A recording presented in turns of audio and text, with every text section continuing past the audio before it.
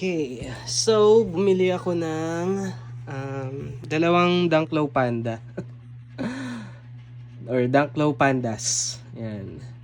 Ito, binili ko to sa Shopee for 1,600 pesos. Medyo madumi lang kasi naisuot ko na.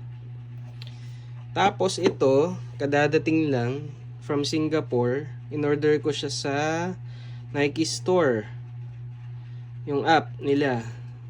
So, worth 6,200 pesos. Ayan. Sinuot ko sila, parang wala namang masyadong difference. Actually, mas trip ko nga yung sizing nito. Nitong fake. Kasi medyo parang mas malapad siya compared dito. Women's size kasi to sa Nike. So, size 7, women's, 5.5 sa men's, 38 euro. Ito, 38 euro din siya, pero hindi specified kung men or women. Yan. So far, my conclusion is,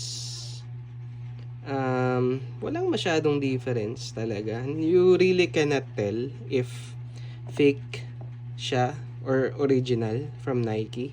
Siguro ang difference lang niya is kapag in-scan mo yung QR ng box nito, kalabas doon yung Nike.com na website, unlike dito. Pero other than that, wala akong nakikitang difference talaga masyado.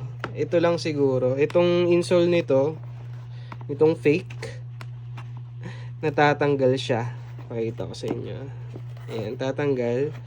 Wherein, itong original from Nike app, hindi siya, kahit anong gawin mo, hindi mo matanggal yung insole eh. Hindi talaga siya matanggal.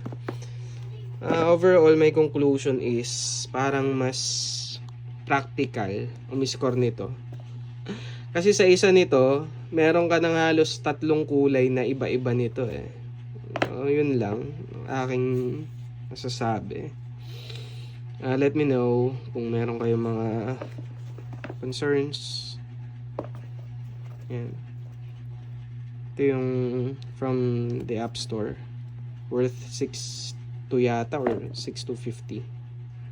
Kakadating lang. Ito yung fake. Hindi ko masabi talaga na fake eh. From Shopee. Anyway, that's all for my review. Thanks.